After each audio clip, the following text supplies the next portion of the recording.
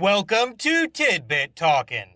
This is a series that consists of spewing out assorted thoughts which arose from somebody who thinks too much, taking in, and generally loving various entertainment media by the boatload. These tidbits may be little theories, observations, or simply jokes. Please bear in mind that all these ideas come from the perspective of somebody who's experienced every main story bit connected with whatever is currently being gone over. So spoilers will be here. However, other works set in a shared continuity will typically solely be referenced in a way that only makes sense to anybody who's also fully experienced those ones up until their same time occurring points. Sort of a coded nod kind of deal. Now, with all of that out of the way, here we go. The Lego Movie. Villain-inspiring Dad's business may have been of the marketing variety. His apparent disdain for complete creativity may have stemmed from being turned down for a deal/promotion when some clients/bosses picked an ad what's-it chock full of oddities like musical and acting vacuum cleaners over his more traditional school-taught beats-jammed commercial campaign. On that note, everything is awesome, and his conflicting audience reception of something uplifting versus soulless corporate baloney may be caused by it being a thin-written parody song based on a real jingle that his dad loathes but tons adore due to its played all the timeness. That is, the man upstairs professional enemy swiped those just mentioned opportunities from him by writing a jingle that got used in a highly successful and constantly aired marketing campaign. Said tune would be something friends or even family members can't help but like though, because they don't know how father truly feels, since he doesn't talk about his disdain very much. Somewhat related, the business lord's positive image having public version, being called president, might be because Papa aspires for such a title at his firm, and even speaks about this dream all happily at times. Anyway, these executive enhancement excluding events may have led Big Boy Brickbuilder down the path of absolutely always keeping Lego sets separate from one another. In other words, it's all sort of a creativity has its place and shouldn't go certain areas, idea reinforcing unconsciously implemented self-therapy thingy. Thinking his father has the capability to become more open-minded regarding fantasy construction tools, Finn developed a narrative where a simple blue-collar builder would possess positiveness, pulsating potential, great enough to convince anyone that thinking about everything at all times is really freaking cool. Seeing this story's hero as representative of himself, he named the overbearing elder mind-changing dude Emmett. Like I'm it. It seems like this young boy's first long-term life goal was being the catalyst that undoes all the negativity brought forth by his dad's last tremendous behavior-inspiring personally known individual. That stained, empty, and almost unreadable tube of crazy glue is the only one Little Master Builder can get away with swiping because it's something Padre forgot to throw away. The thing probably still makes a certain squirty fart-like noise though, which sparked the kid's imagination enough to make it part of his playtime. Where are my pants? Is most likely one of those recurring things in this family's life that's gotten annoying, but they still can't help but find funny despite themselves. Hence the show's in-universe status as a loved by many, but very much hated by few situation. In a somewhat similar vein, the expensive coffee gag is just a child's commentary on that tired, old, and inconsiderate of others facing actual reliance problems bit many adults make about being addicted to said stuff. Anywho, Lucy's relic finder might have been inspired by Dad scouring eBay for no longer manufactured sets he couldn't afford during his younger, less money-having days. Kinda related, Emmett not following along with anything Miss Wildstyle says is just how Finn interprets his father's usage of the oh-so-media common phrase, I can't understand women. Batman is still really cool, but in a parody sort of way because the two ideologically clashing males pretty much agree on how awesome works featuring him are, which that younger one finds kinda annoying at times, hence mild venting happens. A bit connected, Green Lantern doesn't feature many characteristics beyond being annoying to others because Finn's dad didn't explain his series/powers well enough, so all that sticks with the kid is how a certain movie mostly wasn't positively received. Emmett's not too creative at first because his job as a construction worker makes concern over things like sturdiness and overall up-to-code sort of hoopla much more mind-prevalent than exploring every single possibility. That is, dude usually tells himself why things wouldn't work in an instinctive, pre-comprehensible thought sort of manner before exploratory ideas can even start forming. It's only after witnessing several other folks pull off such crafty craziness that he can combine his quality-focused primary mindset with a newly formed whateverness concerned brain section. There aren't many Star Wars toys present because Finn's too worried about messing them up since his father mostly got those ones from particularly expensive online auctions. Also, the kid might not want to dwell too much on stories where somebody's dad's that bad of a guy. Emmett moving off that table is the moment real-life main character boy realizes exactly what needs to be said for successful parent mind-changing action. This is represented in Kiddo's story by said Brickbringer finally fully developing masterful abilities. Anyway, if Pops wasn't swayed quickly enough, there might have been an extended Everybody's Special monologue that involved going over how all generic pieces are resistance ones. The Lego Batman movie. Gotham City being the one thing still not mixed in isn't just because tinier toy tinkerer respects his origin property on a level equaling Daddy-O. It's also result of him using this stuff for a school project and whatnot, focusing on one's favorite fictional world. Studying for this is what led to the inclusion of relatively obscure characters such as Condiment King, Egghead, and Gentleman Ghost. That Batman is unbeatable proclaiming song would be a cornerstone of this fancy homework. Its reference to not paying taxes is merely a child's interpretation of adults complaining about such things. Hence him not really understanding how his current story's superhero main character just confessed to what most governments consider an incredibly serious crime. The Iron Man sucks password is caused by Dad growing up in a time where Marvel wasn't popular beyond Spider-Man and passing this narrow pop culture focus onto his kids. Bruce's fixation on an older Barbara as opposed to her being sometimes involved with a similarly aged Dick Grayson could very well be the result of Finn eavesdropping on his father watching that Killing Joke animated film which came out before this movie and not quite fully understanding everything he's overhearing. Also, him focusing more on things like crushes and relationships is caused by reaching puberty age, whatnot deals. Superman being fairly involved isn't just because the family watched Batman v him not too long ago. It's also the result of Finn's research making him realize a certain Dark Knight probably wouldn't have ever existed if said Steel Surge success in Action Comics #1 didn't make executives think their detective-focused publication needed a main character as well. Lego occasionally Bruce Wayne's favorite dish being that lobster thing could very well be because it's something of an expensive treat the parents in this family only eat during special occasions like anniversaries or whatever. It's simply the fanciest thing this young boy could think of. The highly sophisticated interlocking brick system world's greatest detective must have deemed that shark repellent spray useless because it didn't do anything to Orca. Phyllis checks for badness before truly locking people up, both because Superman is always open to redemption and also since he deals with things like bizarro worlds where folks technically aren't evil just from a place where behavioral expectations are kinda crazy. Batfax is a thing because the secret identity cherishing vigilante knows how useful having an unhackable way to transfer information is in this computer crime crammed universe. Robin wouldn't need snowshoes because not only is Mr. Freeze still locked up for all everybody knows, he's also by far the most moral bat rogue and thus not that into child endangering, unlike say folks who adore crowbars. Finally, this flick's whole shtick about learning to work alongside others is because Finn's psyching himself up for regularly playing with his quite different personality having younger sister. The Lego Movie 2, the second part. The post-apocalyptic setting is caused by two things. One, Kid Crafty fully expects his sister to regularly wreck everything, so might as well make it part of the narrative. Two, similar to a certain animated features situation, Finn might have overheard his dad watching Mad Max Fury Road, on top of seeing trailers and whatnot, and desired, based on his limited knowledge regarding said work, that his whole theme was truly game-worthy. The repeated gag of multi-storied couches being ridiculous is based on this boy's own feelings and arguments after being asked what he thinks about sharing a room with his sister for bonding growth purposes. The kids must have recently started seeing Marvel movies, if only at friends' houses or whatever. However, Dad still doesn't like said brand enough to buy bricks associated with it, nor shell out allowances great enough to let them purchase such things on their own. Hence the in-universe deal with calls not being returned. Anyway, a big thing about this whole seemingly tight money situation would be that all these figures are doubles or even triples, which kids were given explicit permission to paint over and otherwise alter. Queen Whatever's obliviousness to how suspicious her denial sounds before being corrected is representative of the younger siblings' relatively limited but still ever-growing vocabulary. Much of Rex's characterization must have come about because Finn accidentally wrote an R atop one of his extra Emmets while thinking about what Robin's role in Apocalypseburg would be. On that note, his research into the Dark Knight's extensive history would have resulted in him learning about Jason Todd-related things, which got implemented within this main narrative in a never explicitly mentioned but still heavily implied through Batman's renewed loneliness sort of way. The whole Master Breaker situation and Emmett's reluctance towards it might represent something similar sounding his growing self-considers awkward but apparently necessary. Songs annoyingly getting stuck in one's head are highlighting the fact that while Finn doesn't personally like his sister's musical preference, his tune-rating self can't help but dwell upon every soundstorm he hears, far more than most other folks. Nothing in this place makes any sort of sense, since the kids have different normal mental workings. Specifically, Finn likes to explore one idea incredibly in-depth before moving on to the next one, generating entire fictional worlds and best expressing himself through meticulously crafted storytelling. Whereas Bianca is of the much more common thought process variety that centers around sharing every single notion immediately and working on getting towards whatever comes next based on how other people feel about getting exposed to such things. Both kids thoroughly enjoy Batman though, albeit for different reasons. Thus he's a big deal from a perspective of both this world's halves. Anyway, back to that whole bit about contrasting normal behavior between the siblings. While the young girl's mind best functions with being all small talk focused, she seems quite shy, which leads to being a fair bit lonely, as demonstrated by the main monarch. A side effect of this growing up issue wrought limited isolation would be her looking up to Big Bro, since she's somewhat envious of his ability to remain content by himself for extended time periods, and hopes this is some sort of learnable skill or whatever. Going on with this whole no harm intended misunderstanding of each other theme, that battle contained gag speech exchange about unexpectedly expecting each other's expected unexpectedness is part of Finn imagining how he can make his sister understand how him being quite a lot is different from her situation. Said deal naturally concludes with the unmasking scene, which shows how he's recently started thinking in mental background places that it's possible for them to both realize they can still connect despite their differences once said misconceptions are truly cleared up. The temporal travel tethered time-lapse tale is Finn going over in his head what would happen if he fully got fed up with his sister and really broke stuff she was playing with. Unfortunately, his main way of interacting with the world via story sculpting getting interrupted, coupled with said siblings' innocent misunderstanding of their differences, experiences resulted in him not being able to keep his negative emotions in check and actually busting things up just so he could start thinking straight again. It's only after going through with something that shocks them both that this young fellow can stray away from the narrative he was constructing for his own amusement and come up with a younger one understood speech that could really reach his sister and let them achieve much better relationship junk. Regret can be oddly inspiring at times. On a lighter note, the scenes with Emmett not understanding Back to the Future references and whatnot is Finn imagining what it'd be like to explain said saga to his sister. Also, the kids might be interested in time travel stories because their DC dedicated dad watched that 2014 starting Flash TV show with them, which featured a history hopping story as part of its debut season that aired around the same time the first Lego movie released in theaters. Endings are a pain, but all of you are fantastic. See ya.